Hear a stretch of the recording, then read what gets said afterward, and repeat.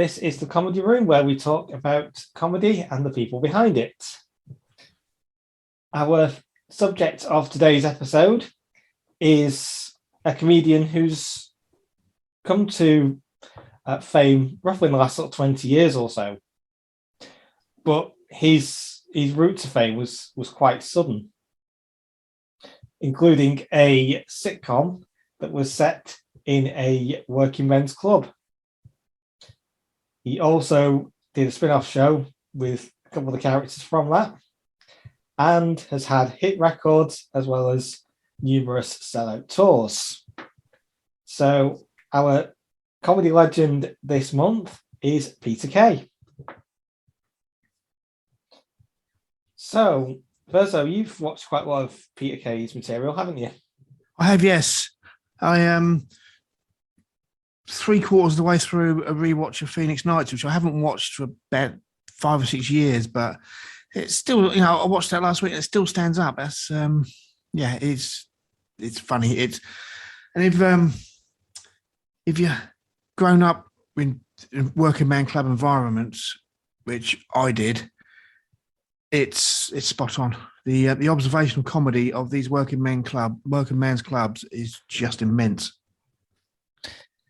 Definitely, the really sort of astute observations is really sort of a hallmark of his comedy. Well, the first tour that he ever put out was, the first DVD he ever put out, or video as it was then, was Live at the Top of the Tower, which was the what tour was it? It's probably called Live at the Top of the Tower tour. I think it probably, yeah, because Mum Wants a Bungalow was earlier. It was later, rather. Mum Wants a Bungalow was 2002. So, yeah, Top of the Tower was about 2000, I think. And that's where his famous catchphrase of garlic bread came from. Yeah. But it was watching that first show, that Top of the Tower show, was a real sort of eye-opener for a lot of people, especially people from around here. For those that don't know, Phoenix Nights was filmed in Farnworth, which is only sort of a few miles from here.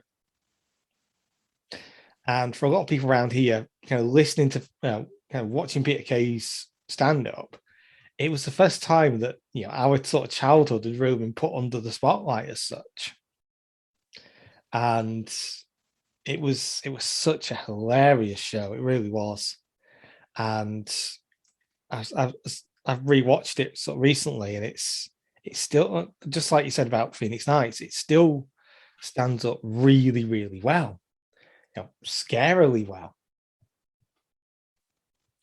But yes, I think the thing about Phoenix Nights is, he plays 3 characters. He played, obviously, Brian Potter. He plays Max, and he played the fire marshal guy who done the fire safety checks on the Phoenix Club. And you think, you have to look to see if it really is him, because he was so good. Definitely, it's like when you watch like Max and Paddy, you watch the spin-off show, and you're like, you can tell obviously that is Paddy McGuinness, and he looks very much like himself. Yeah. Whereas Peter Kay will dress up as any character you can imagine at the drop of a hat.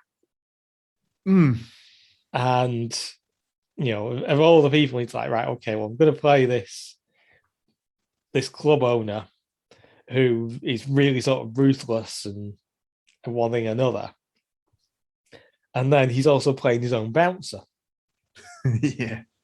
And it's like 2 more different characters you could not hope to meet. And it's just little things like, for example, with the car alarm, the famous scene where he has his voice on it. And it's literally just like he has his voice threatening to break the legs of anyone that comes near the car. It's such a really, really funny show. And the way he plays these characters, he plays them so vastly differently to each other. But there are so many scenes where you can just even look back now and you're like, that it's almost kind of like a surreal humor to it as well, isn't there?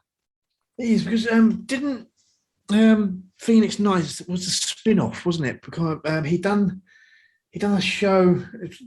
It was like six individual little things, the Peter Kay thing, Yeah. and there was a Brian Potter and Jerry Sinclair thing there, and I think the Phoenix Nights was a spin-off from that, wasn't it? Yeah, because that Peter Kay thing was around about 2000. They did a pilot in about late 98, which was something to do with something called Comedy Lab. But the series itself was 2000, and the first episode of that series was an episode called In the Club, and it was a working men's club that was doing the grand final of Talent Trek 99. And Brian Potter was a character on that. And obviously Jerry Sinclair, Max and Paddy, the bouncers. And a lot of it sort of came from that. It was really sort of like how that could become a series. And it's every single one really could have been a series in its own sort of right. And they actually have, at the end of the series, is the winner of the Talent Trek competition is a guy called Mark Park. And he basically he becomes famous, and there's all this sort of stuff of what happened to him sort of after that happens. But yeah, there's so much there that you could easily make into a series. And In the Club was the one that they chose to do that with, which became Phoenix Nights. But yeah, that finished in 2002, and then Max and Paddy's Road to Nowhere started in 2004 as like a spin-off. We're not massive fans of spin-offs on this podcast, but Max and Paddy's Road to Nowhere was actually really, really funny, wasn't it? Yeah, it was. And there was only one series, wasn't there? Yeah. Yeah. Well, I think there was a sort of a reluctance for them to get kind of overdone,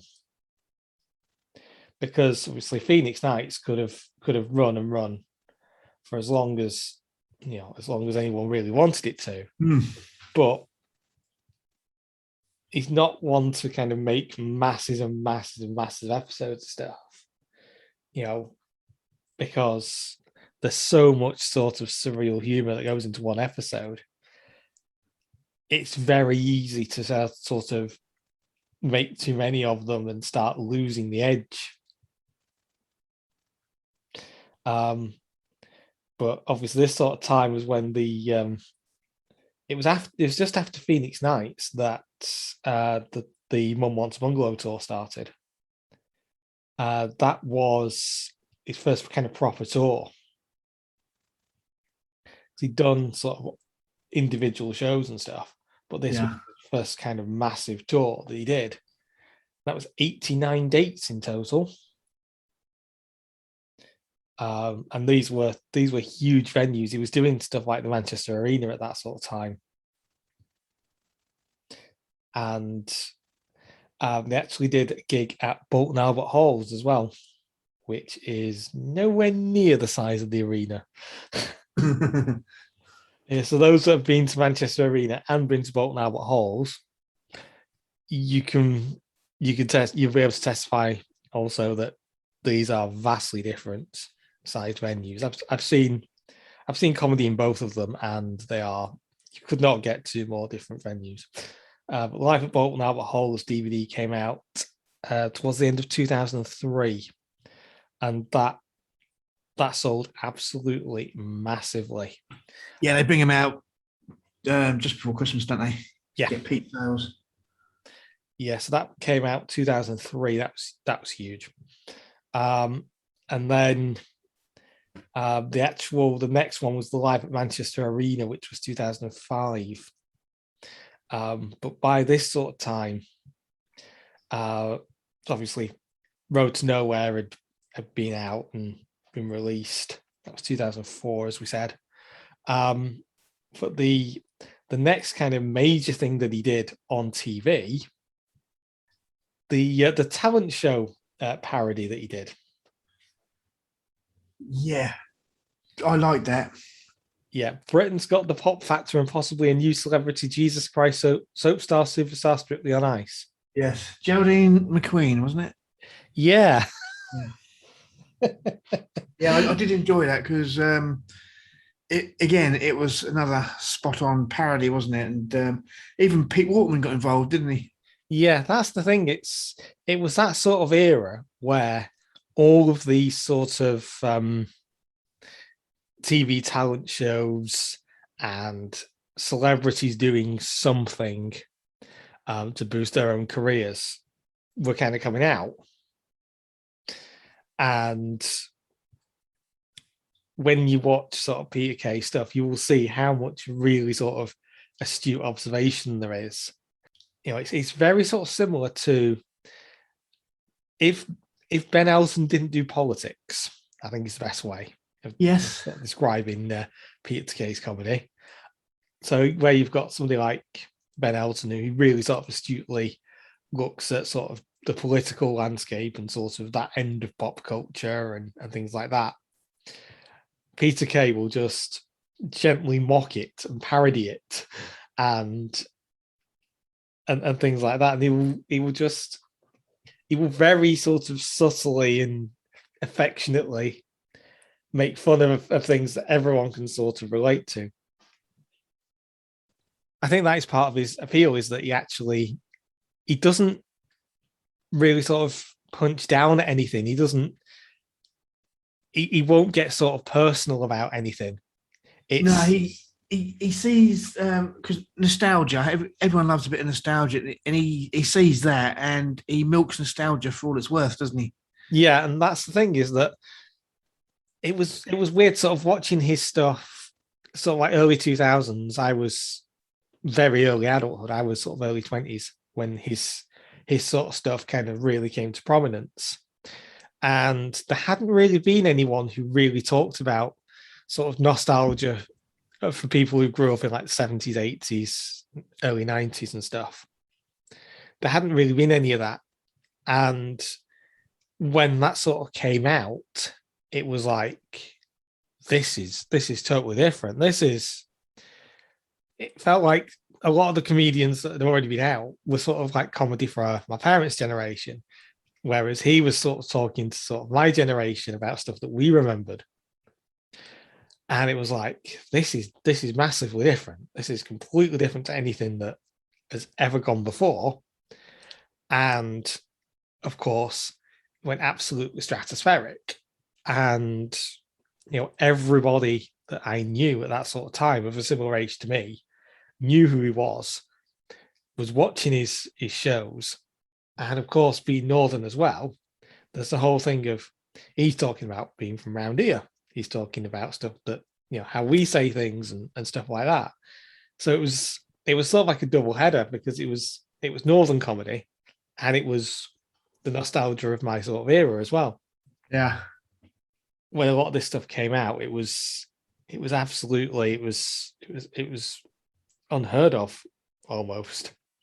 He did sort of a few bits and pieces stuff. He wasn't sort of massively in a huge amount of things. He'd pop up in things for a lot of sort of like the mid 2000s onwards, and he'd get sort of things sort of drip feeded out. It'd be an interview with him here or a DVD there. So he brought out the Special K DVD 2008, and then there was a release of the Tour That Didn't tour, which was the 2010-2011 sort of mega tour almost. That was 122 dates, that one. Oh, I think I was the only person who didn't go and see that tour. I didn't go.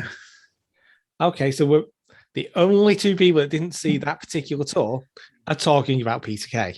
Yeah.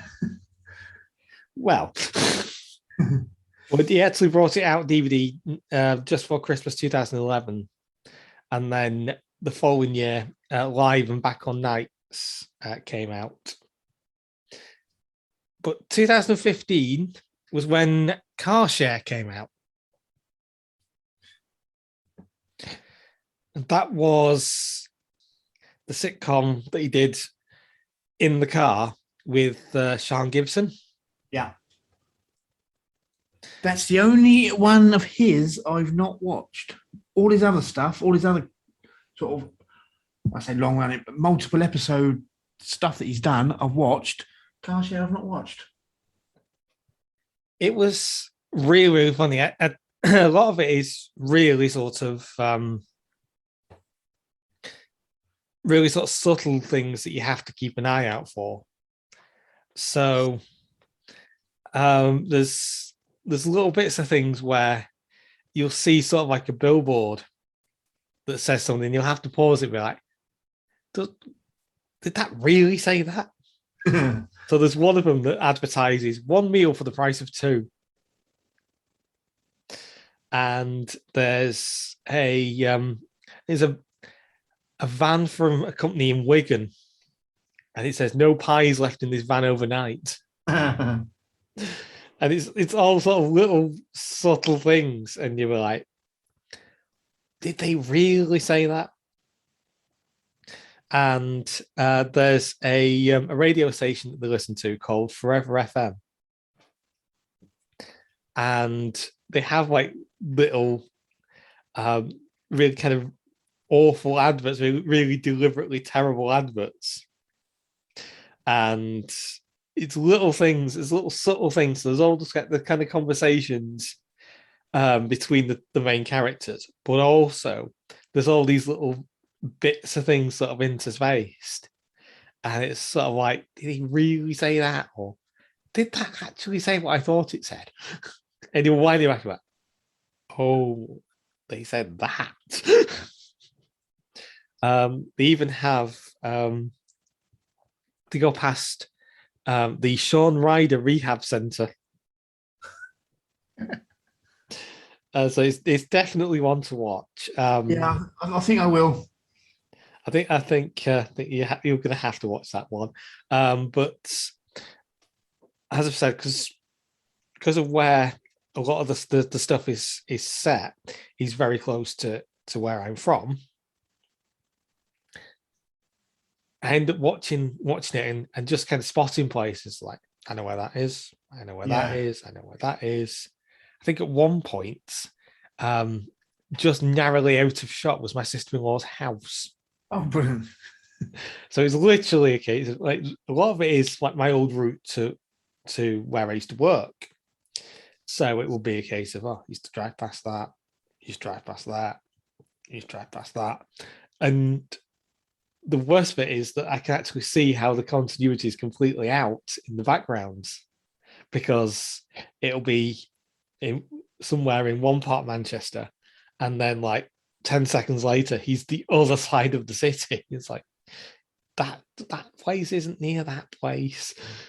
I get that totally. We had a drama filmed here in Felixstowe, 2011 that aired, and that was Dervla Kerwin. And she was walking along Felixstowe Promenade, and we got a pier. She walked across there, and opposite the pier in this program was a block of flats. We got no flats opposite our pier, and I was annoyed. I won't mention The Stranger, which was a Netflix series. Yeah, I watched that last year. You know the bit at the start where they come from the school, and they drive past some shops, and there's a little mini roundabout. Yeah. The shops and the mini roundabout are in the center of the town I was born in. And where they come from is a one-way system, and there's no schools anywhere near that. It's literally a dead end at the end of a one-way system. And it's literally just like a pedestrian section with all the shops. there's no schools anywhere near that. It's a town centre. And after literally paused, I was like, that's the centre of town. Yeah. But you'd see sort of bits of the town sort of interspaced. It was very strange. But yeah, that was Car Share. That finished 2018. The only other thing that was on after that was Peter Kay's Comedy Shuffle, which was We've missed one out, haven't we? have we? Cradle to Grave. That Um, was around about the same time as Car Shares. In it, where he played. That was the comedy based on Danny Baker's book, and he played Danny Baker's dad. how did I not see that? How was And I've never watched that? and he was married to Lucy Speed, who used to be in EastEnders. She was Bianca's mate.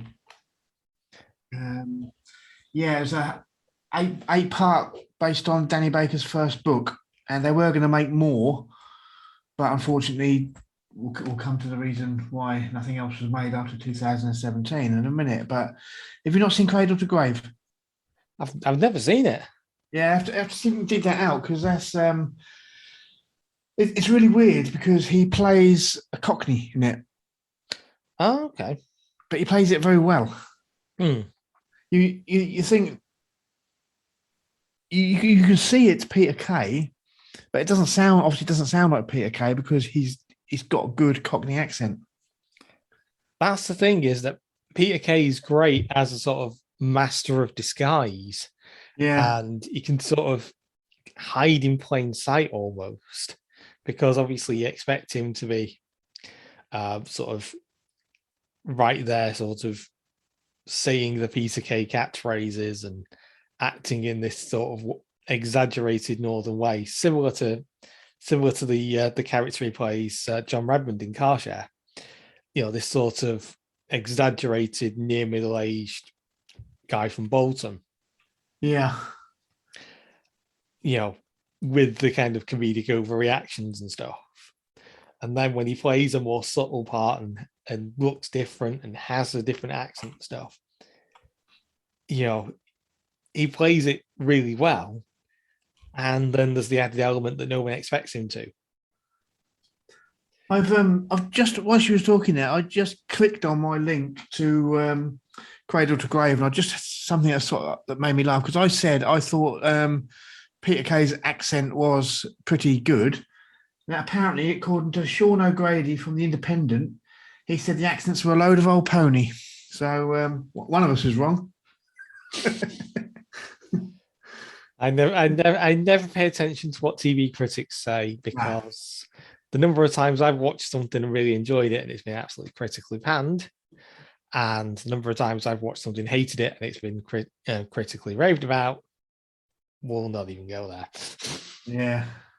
But yeah, a Comedy Shuffle was the kind of clip show that they did. So this was it was all sorts of bits and pieces of his different shows and things that he's done. But it was very much like a clip show. It had a similar sort of vibe to. Do you remember the Jasper Carrot trial in the late 90s? Yes. It reminded me very much of that. And that's certainly no bad thing. As someone who is a huge fan of Jasper Carrot, that's never a bad thing. But it did have a sort of look, it did have a sort of feel of, you know, here's a load of things you've already seen before, but we're going to show it to you again.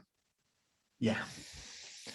And, you know, given that the last tour had finished quite a few years earlier, well, it was it finished 5 years earlier when Comedy Shuffle actually started. But I think it started almost as sort of like a promo for the planned Have Gigs Will Travel tour, which never actually happened.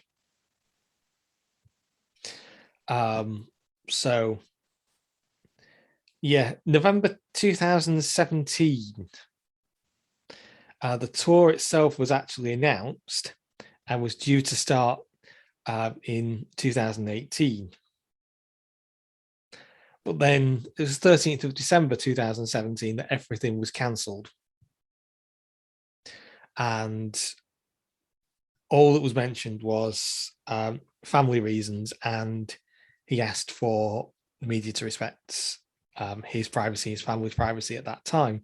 Which, for once, I think they've done. Yeah, it was a pleasant surprise to see that people actually just did as was asked. Yeah. And there's been a few rumors as to what the causes were, but I don't honestly think we're ever going to find out, because he's not the kind of person that goes out looking for attention. No. Someone who is as famous and popular as he is, he's not somebody you ever see in the papers. I can count. Well, I could lose count very easily of the number of people I know that have met him. Given that I think he still lives somewhere around here, not so far away. So obviously, the places where you're going to see a local celebrity, it's going to be Peter Kay around here. There's just no way around it. But yeah, given his popularity, I'm really pleasantly surprised that there's been very little kind of speculation as to what happened and things like that. Yeah. And he's starting to tour again. I believe he's done a few gigs recently. Yeah, he started doing the Dance for Life show. It's just at Easter just gone, and it was great to sort of see that he's actually out and about and he's doing things. Yeah. But it was certainly hope that his recent live appearances are the first of many to come. Yeah, just as long as he doesn't go back to Doctor Who, because that was an awful episode. Everybody that we cover has been on Doctor Who, I've noticed. I think so. There was a pattern emerging. Yeah. And, yeah. One of us is a huge Doctor Who fan. Answers on a postcard as to who. Spoiler not so alert. much nowadays. Yeah, spoiler alert, it ain't me. But yeah, we're certainly hoping that that Peter Kay will be back on screens and back doing tours very soon. He'll certainly be very popular again once he does.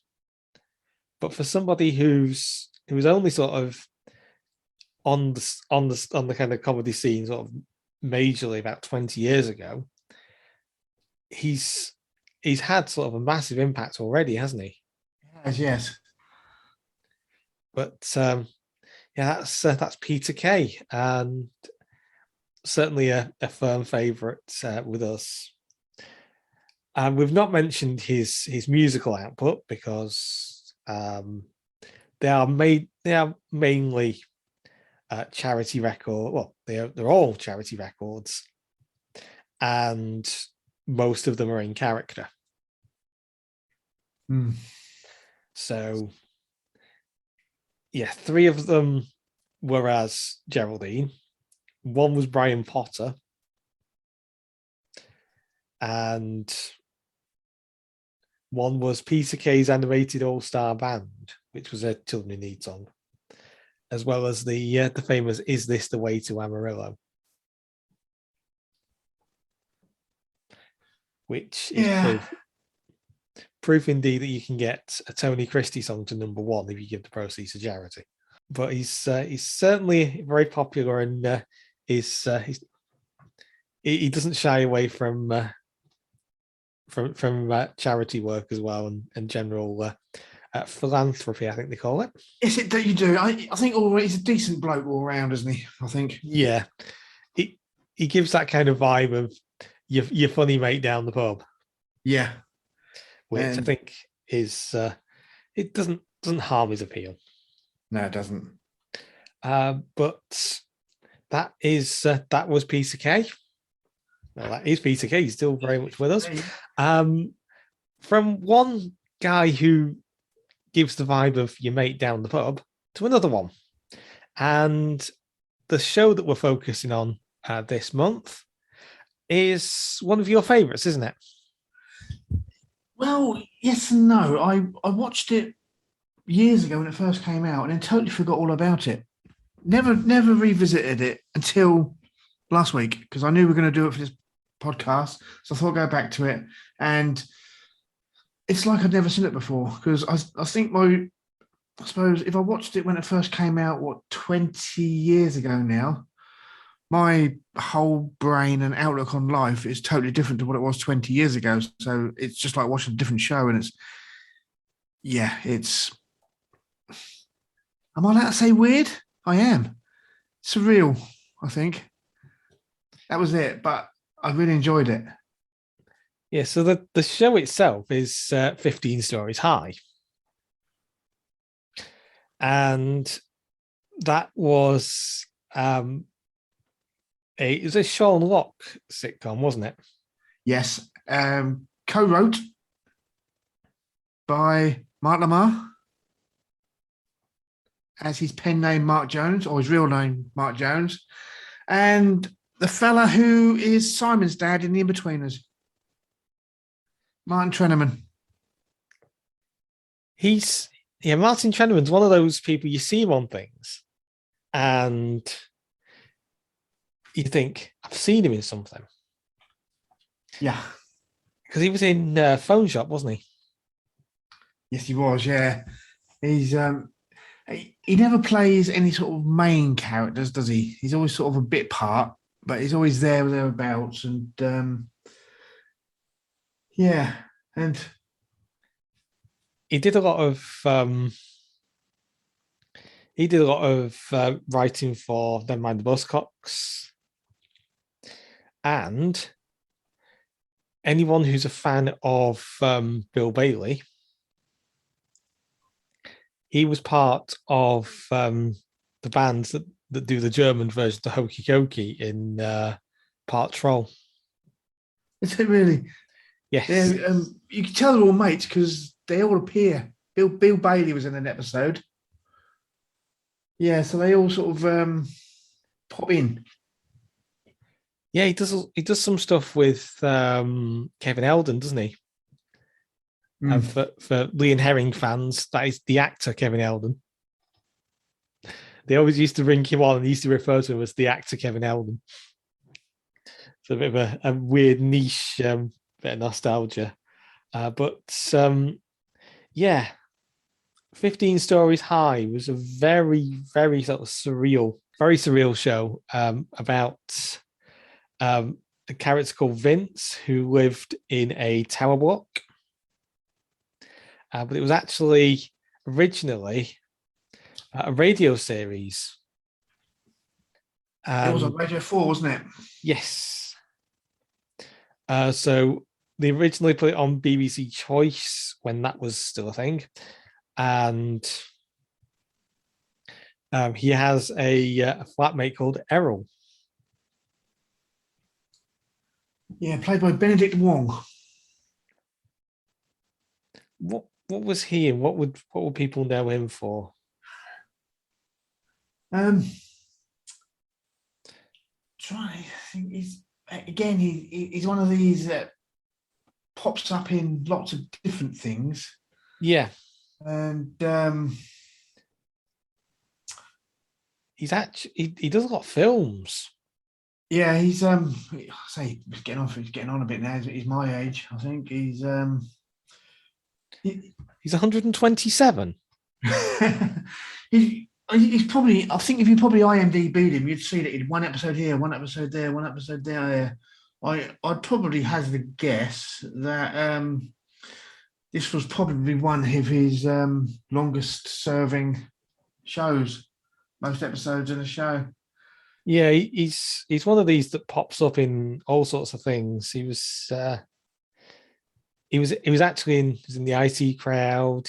He's in Look Around You, which if anyone hasn't seen Look Around You, then you really, really need to look that up. It is a fantastic sort of parody of kind of 1970s open university type shows mixed in with things like Tomorrow's World and stuff like that.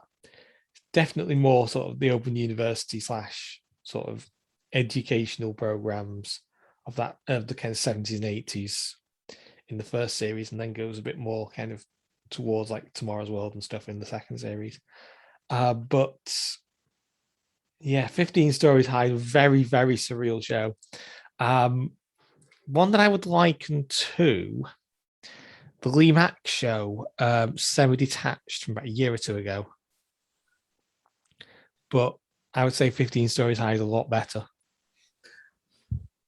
It definitely had more scope to go further. I don't know why they stopped. But I felt it definitely had more to go on. Yeah. The thing is, by that time, everybody involved was doing other things as well. Yeah, probably. Yeah. So by that sort of time, there was 8 out of 10 cats was happening. And that's where a lot of people sort of recognise Sean Locke from. Yeah, I suppose Lamar was doing Buzzcocks, wasn't he, around about then? Yeah, he was. Yeah, because he was around on Buzzcocks until, oh god, when was it? When did he finish Buzzcocks?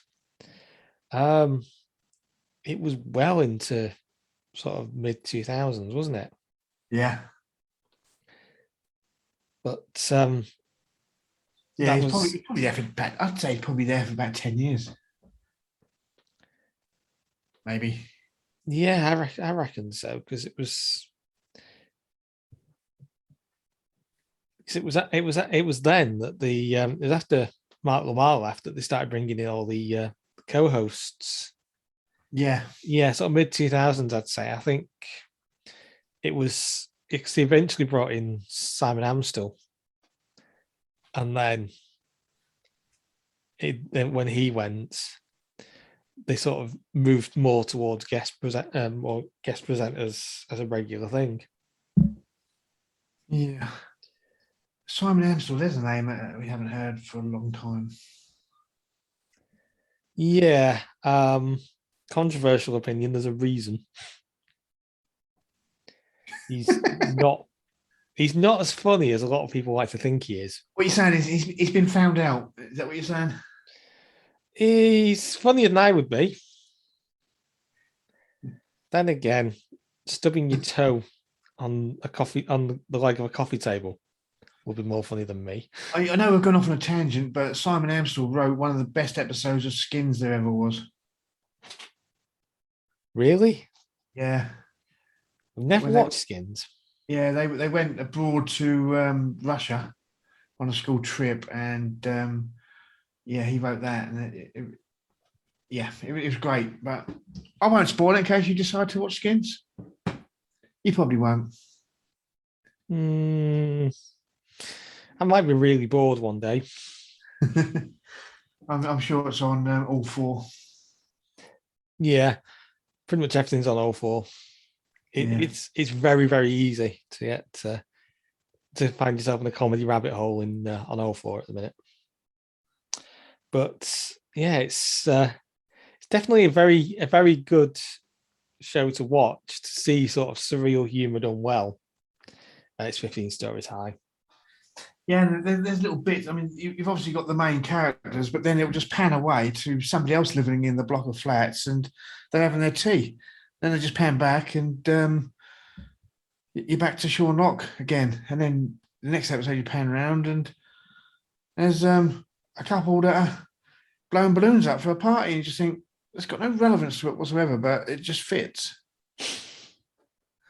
Yeah.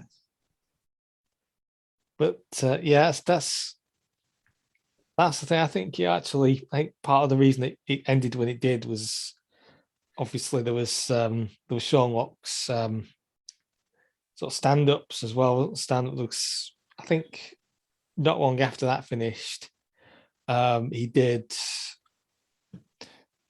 Lockipedia tour, Yeah. and then that was, and I think it was early. I think it was a couple of years later that he did Purple Van Man, wasn't it? That's the one I saw, Purple Van Man. But I Yeah. think it's there's a lot of comedians that really sort of dislike doing certain types of work. For example, Dylan Moran hated being in Shaun of the Dead. Wouldn't ever be in another film again because he hated it.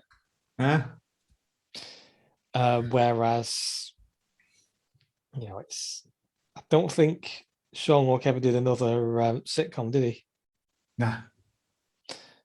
But yeah, he tended to gravitate more towards like the panel shows and stand up and stuff, which In one of the first episodes, now I live in Felixstowe, which our closest town that people know football wise is Ipswich.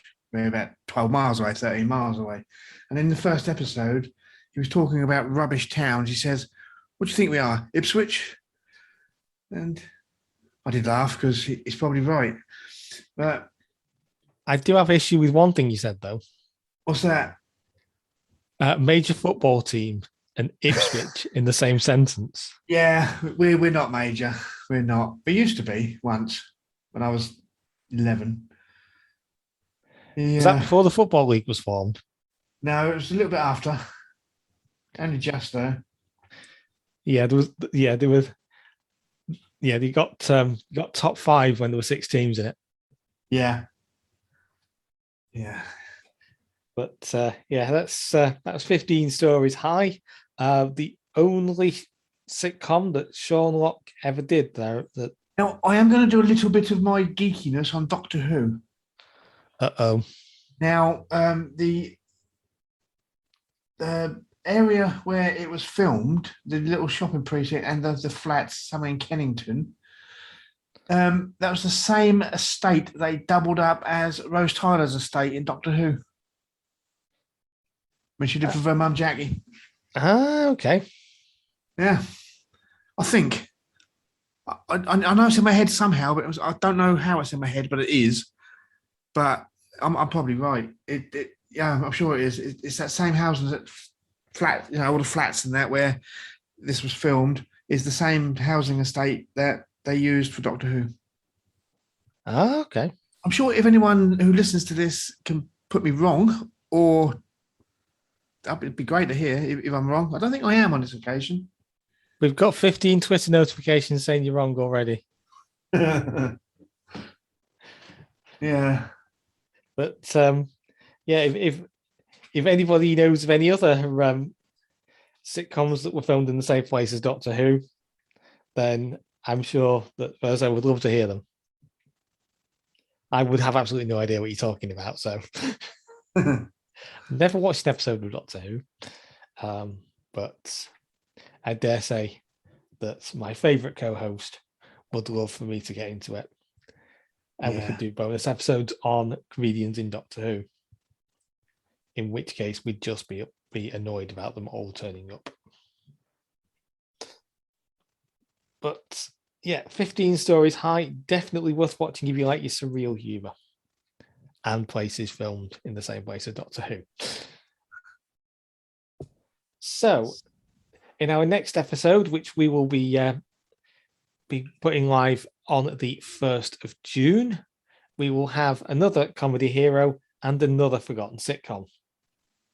If you have any particular comedians or forgotten sitcoms that you'd like us to cover, then just get in touch with us on Twitter and we will endeavour to cover as many as possible.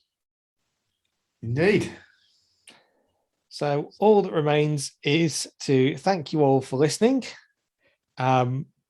we appreciate every single download that we get. We're only very, very small scale, but we appreciate everybody that tunes in, and we've had so much kindness towards us on social media platforms, especially Twitter. We've got some very loyal and appreciative fans on there, which absolutely blows our minds.